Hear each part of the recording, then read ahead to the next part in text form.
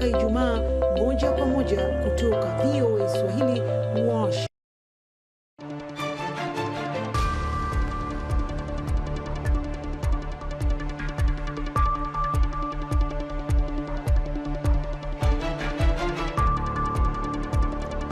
Hello and welcome. Africa 54 Managing Editor Vincent McCory in for Hashtag the U-Word. It's Wednesday, November 30th. This is Africa 54.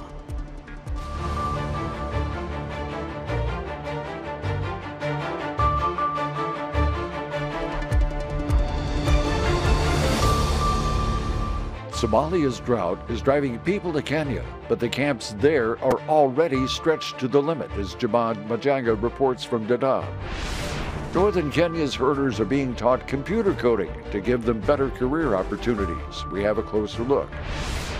With Africa more and more online, the opportunity for cybercrime has grown alongside connectivity. VOA's Paul Ndiho talks to Gambian cybersecurity expert Ismalia Jawara. All this and much more on today's Africa 54.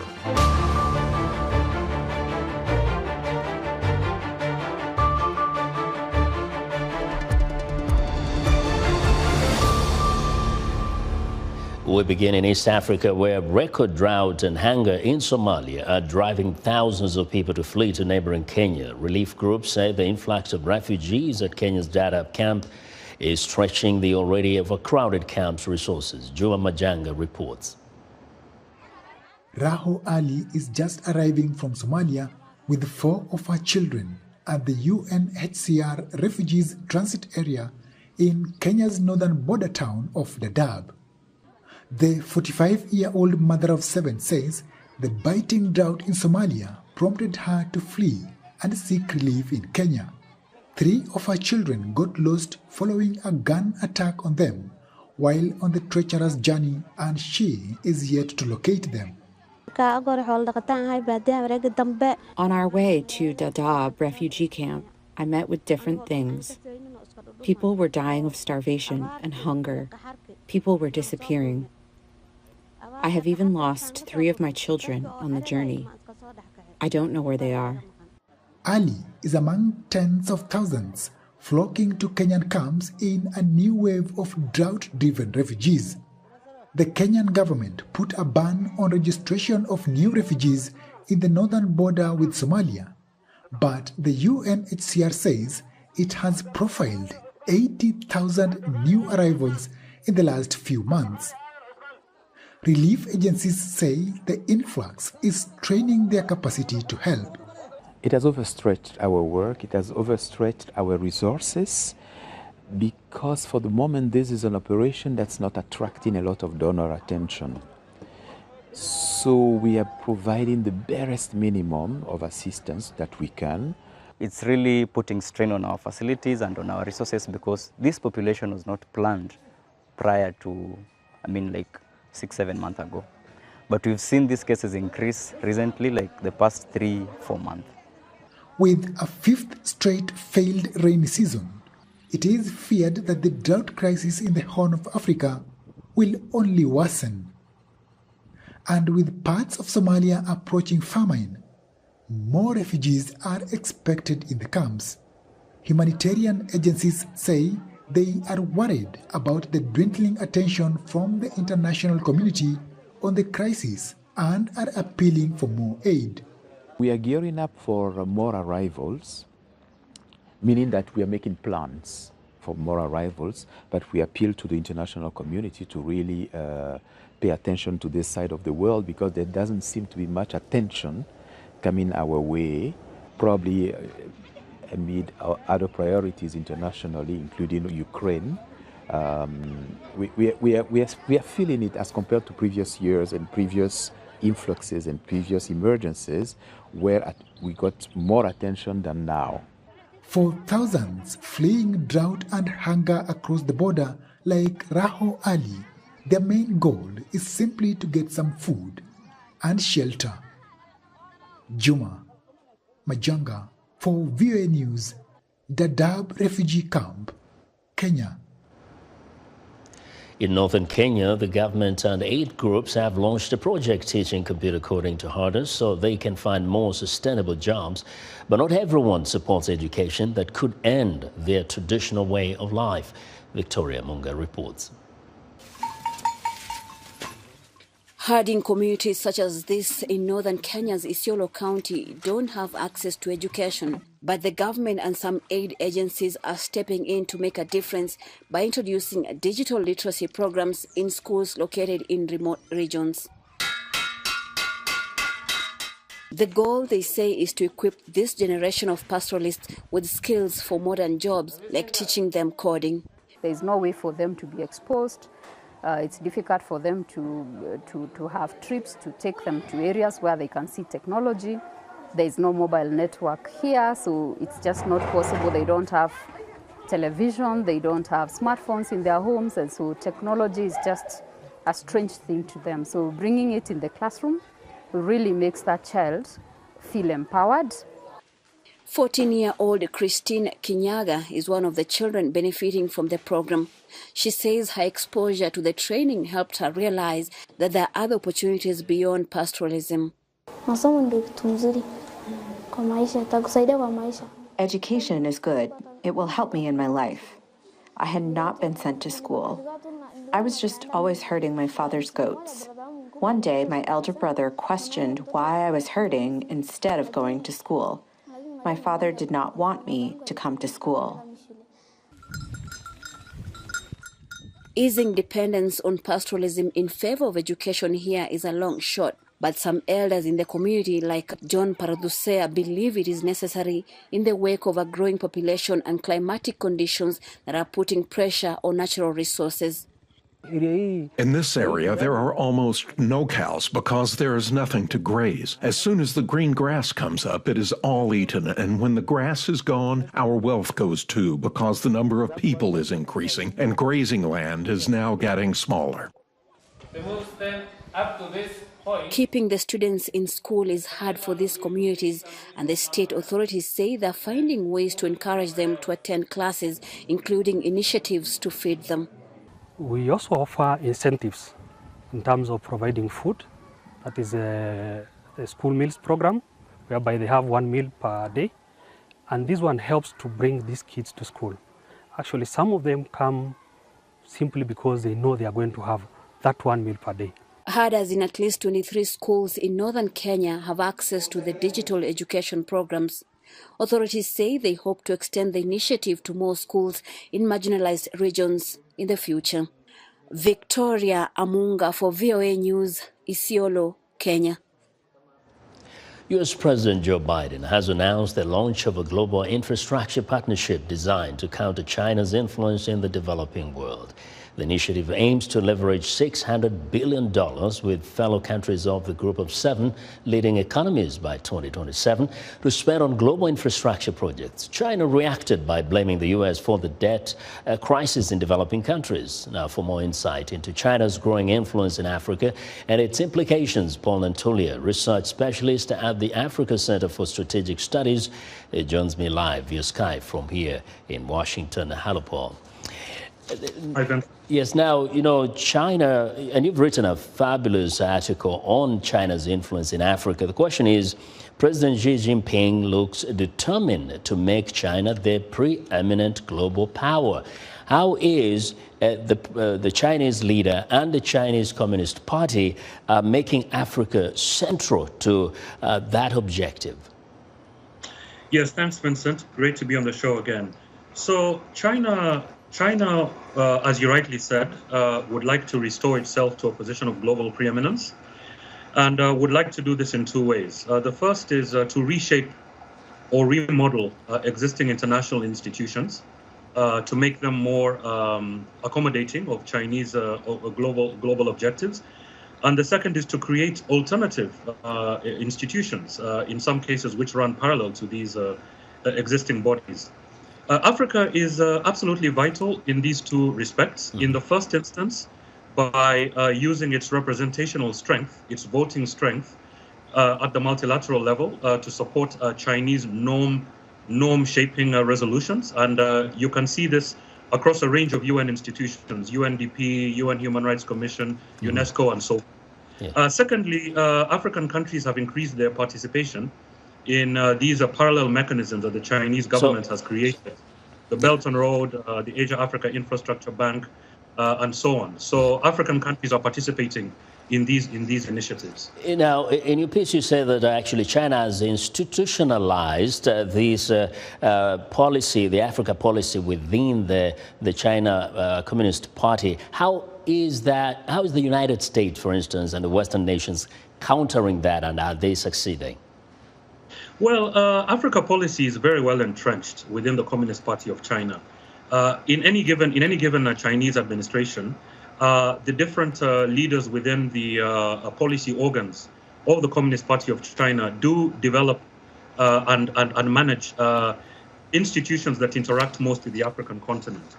I mean, if you look at the current structure, the top 7, the Politburo Standing Committee, the second in command, Li Chang, who's going to take over as premier, he is going to supervise 36 implementing agencies of the Forum for China-Africa Cooperation.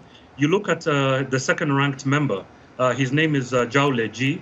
Zhao Leji will take over as the head of the National People's Congress, which runs partnerships with 36 or 37 African parliaments across the continent. You look at Wang Huning, who is now the 4th-ranked member. Wang has been involved in the Forum for Africa-China Cooperation right from inception, from the time it was created. He's one of its key architects. He's now in that top structure, and he's going to head the Chinese People's Political Consultative Conference, which has relationships with the 56 political and social organizations on the continent. Right. So these officials have very, very strong ties to the continent. All right, thanks. And we'll look at later on how the U.S. is countering that. Thanks a lot, Paul, for your perspectives. Paul Antuli is research specialist at the Africa Center for Strategic Studies in Washington. Now, a Mozambican court on Wednesday started delivering its judgment in a case involving 19 people accused of various crimes for their alleged roles in the disappearance of hundreds of millions of dollars in government-backed loans. The 19, who include former state security officials and the son of an ex-president, faced charges ranging from money laundering to bribery and blackmail related to a $2 billion hidden debt scandal that crashed the nation's economy. All of the accused were present in court on Wednesday, and they have denied any wrongdoing. Well, our close ally of Russian President Vladimir Putin says a Zambian student who died in Russia's war in Ukraine had been fighting for the Wagner private military group. Zambia says it stands by a previous statement asking Moscow for an explanation of how the man went from serving a prison sentence near Moscow to dying at war in September. The Zambian Ministry of Foreign Affairs says it is firmly engaged in trying to get the man's remains repatriated. The Zambian man's father says he was serving 9 years for a drug offense when he was conscripted to fight. Well, our Senegalese football fans celebrated in the streets of Dakar after their national team's victory against Ecuador sent them into the World Cup knockout phase. Fans were ecstatic after learning their team is moving on to the knockout phase of the World Cup by beating Ecuador 2-1 on Tuesday. The African champions went to the World Cup without their star forward, Sadio Mane, but still managed to finish second in their group behind the Netherlands. Senegal is set to face England on Sunday. Fans say they are just happy their team made it to the group of 16. Yes, we're very happy. We won against Ecuador. Thank God we'll play the round of 16 against any team. Senegal, the Lions, can ensure their quarterfinal, inshallah. We are very happy. We are very happy with the victory. The players have played so well. We are really happy. Thank God. Thank you very much, boss. It was very hard at first, but we thank God. With the motivation of the team and the tribute to Pape Bouba Diop, it's just a matter of will. Let's go for next 2022 is our year. Thanks a lot. Well, happy Senegalese fans reacting to their team's victory over Ecuador. Well, the World Cup is in Qatar has now reached the exciting elimination stage. It is a time for jubilation and tears. Who is going home today and who is staying in the tournament? For the latest on the World Cup news, viewer Sunday Shomari joins us live from Doha. Hello, Sunday. Hello, Vincent. All right, the game is still going on. What's happening there? Who is staying? Who is about to shed tears there? As you say, this moment is win or go home. That's exactly what it is. But in the meantime, the ongoing game, Tunisia is leading 1-0. And also, Australia is leading 1-0. Australia is playing Denmark, while Tunisia, as you see right now, they are on the verge of beating the World Cup reigning champions, France. But if they happen to do that, they need some help. They need Denmark to equalize so they can get a chance to go to the second round. It doesn't happen just by winning. This group is kind of tight. So they are expecting maybe Denmark will equalize. But if that doesn't happen, it stays this way, then Australia will be on the verge of going to the second round, but not Tunisia. So that's the situation. We're waiting as the game's still going on. Now, we know this indeed, as we mentioned, it's a very unique time. How are the fans reacting to this moment? Well, I would say the fans of Tunisia are right now sitting on eggshells, if you like. It's a tough situation, holding their hearts, hoping something would happen. But Tunisia, as far as I'm concerned, they played very well. But France is relaxed because right now they already have qualified. But I would tell you, once this game is over, it's going to be a lot of fireworks in here if Tunisia qualifies, because they have a lot of fans. I see somebody right behind me. So many people here, also from neighboring countries, all the Middle East. All of them are supporting Tunisia. So there's a whole lot of fans from Tunisia. If they qualify tonight, it's going to be a big party. I don't know what I'm going to tell you, but we're going to see that. But also remember, the game is going to be another clash of the Titans, especially when Lionel Messi and Robert Lewandowski meet. This is going to be great against Poland, Mexico. And this is whereby Poland will show Lewandowski is the best right now player, although he's an older man, but he wants to show this last World Cup that he's leaving something for his country. But also for Argentina, Messi to carry his country to the next level. Is he going to stand up to that like Maradona did back in the 90s? We're yet to see. We'll wait and see. Sunday, indeed, exciting times ahead of us. That's VOA's Sunday Shomari reporting live from Doha in Qatar. We're excited to hear what you think about Africa 54 and all of our Africa program, VOA Africa programs on our website at voaafrica.com. Still to come, fighting cybercrime in Africa. Stay with us. On the next Straight Talk Africa, the battle against the worldwide COVID pandemic has slowed down the fight against AIDS. New data shows there is a global increase in annual HIV infections over the past decade. At the same time, the participation of international donors has plummeted. Join me, Hayley Adams, for an in-depth discussion on the AIDS pandemic, the South African example, and the need for international support on the next Straight Talk Africa.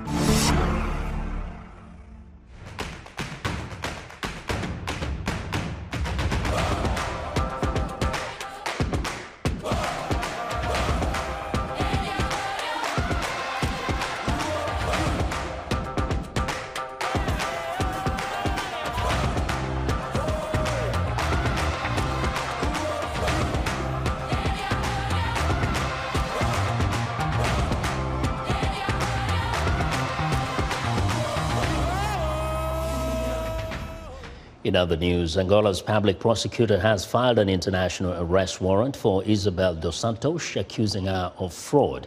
Dos Santos lives mostly in London, Lisbon and Dubai. She says she is the victim of political persecution engineered by President João Lourenço, her father's successor. West Africa's mediator for Mali, former Nigerian President Goodluck Jonathan, has given a positive message about the country's return to civilian rule after a military coup in 2020 initiated a deep political crisis. And a three-member panel set up to inquire if South African President Cyril Ramaphosa should be impeached after millions of dollars in cash were discovered at his private farm has submitted its recommendations to the parliament. Well, hurricane survivors in the U.S., state of Florida, and in Puerto Rico are receiving cash aid through a method that first helped people in Togo during the COVID-19 pandemic. The system uses satellite data and artificial intelligence to help target aid to the neediest people. VOA Steve Baragona explains. Eli Kamako is a mason. He says business dried up in Togo's capital, Lomé, when the COVID-19 pandemic hit in 2020. Without orders, we cannot work and earn a little money to feed our families. It was a blow for us. Poverty threatened millions like Kamako worldwide. Governments scrambled to provide aid, but in a country of more than 8 million people, how do you locate the neediest? That's where satellite images came in, says University of California, Berkeley computer scientist Josh Blumenstock. If you or I go to Google Maps or some satellite data provider and look at an aerial image of one town or another, you can sort of tell whether it's wealthy or not. Wealthier homes tend to have metal roofs, poorer homes tend to have thatched roofs. Wealthier neighborhoods have paved roads, bigger plots of land, more spaced out houses with fences and so forth. And so there's a lot of information in that imagery. The researchers trained artificial intelligence to recognize these patterns. The AI came up with a map of the poorest regions of Togo. The next step was to target the neediest people in these regions. So they put AI to work studying patterns of mobile phone use, says Blumenstock's graduate student Emily Aiken. Rich people will make just more phone calls than poor people. They also might make more international calls, since those are very expensive. They might use more mobile data because they have smartphones, whereas in general, poorer people will just have feature phones. Writing in the journal Nature, Aiken and colleagues concluded that the system did a better job identifying needy people than the Togolese government's first attempt to target aid did. Kumako says the program helped his family through a hard time. And experts say satellites and AI could also help quickly target aid in climate disasters, conflicts, and more. Steve Baragona, VOA News. Well, it's time for our technology report, and joining us now is our tech reporter, Paul Ndiho. Hello, Ndiho. Hello, Vincent. The rapid growth of the internet across Africa is creating new opportunities for cybercrime that's costing African countries billions of dollars each year. In the Gambia, experts say cybercrime is a real threat, and the West African nation is taking measures to regulate the industry and counter rising cyber attacks. I spoke to Ismalia Jawara, a cyber security analyst and founder of the GameCon hacking community in the Gambian capital, Banjul. Welcome to Africa 54. Thank you.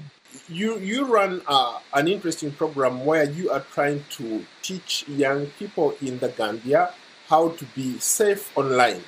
Let's start there. What is it that you've been able to do reaching out at these different communities? Activities, with regards to cybersecurity awareness creation, we are able to reach young people, from different sectors of the society, at the school level, university level, in fact, on the street.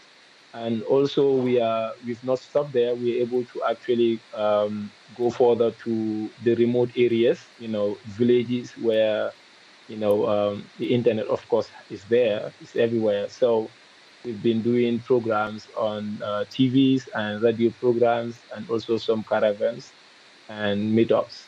So with regards to how far we've gone with that is just to make sure that people know, of course, the good things online, as well as, the non-safety, things that we can do online. How big is the threat of cyber crime, cyber security in the Gambia or across the region?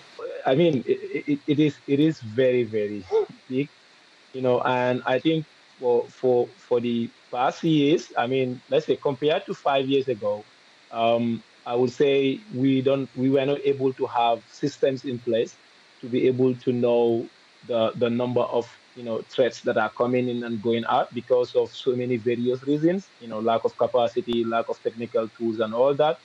But I mean, over the years, with regards to online scamming, cyberbullying, extortions and other stuff has been very, very famous, or have been common in our area here. where politicians and, in fact, different sectors of the society being fall victims of cybercrime, and incidents. And not long ago, as we know, what our premier bank in this country, called the central bank, was hit by a ransomware, which is the first, non-cyber attack against government institutions, in the country. So, I mean, it has actually evolved, so fast, and it is going so quick.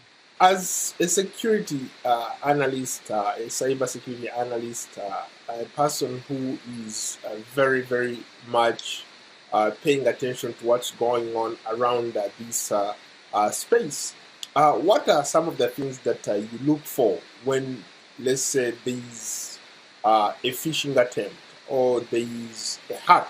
I mean, as cybersecurity is evolving, a very, very dynamic, and evolving, domain, where you have criminals of all set of, people, very smart and meticulous, is very, very difficult to keep up. But then, as well, with my experience, so far from the awareness creation and also from official work, in some of these things, we focus on awareness creation at both institutional and community level, building the capacity of people, looking out for phishing attempts where you look out for malicious or spam emails being sent to institutions or people at different capacities. So, I mean, over the years, we have been creating some of this awareness creation and also been doing some exercises with regards to building people's capacity in regards to, okay, how do you spot out, someone just sent you an email and claiming to be the CEO of the bank, how do you verify that? It is different from different sectors and different, part of the community, because as of people that are scammed online is completely different from people that are actually fished online, by cyber criminals. So those that are online, will tell them, be very careful with what you share with people online. Don't trust anyone that you just come across and the person asks for your new pictures or started asking you for money or something like that.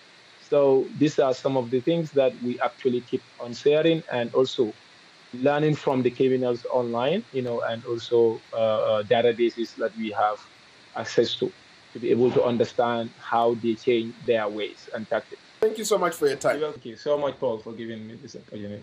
Have a nice day. That's today's Tech Report. Back to you, Vincent. Well, thank you, Paul, for that very insightful report. Be sure to join Paul each Wednesday for his Tech Report on Africa 54. Well, now that's our show for today. Be sure to watch Africa 54 on our website at voaafrica.com. From all of us here in Washington, thanks for watching.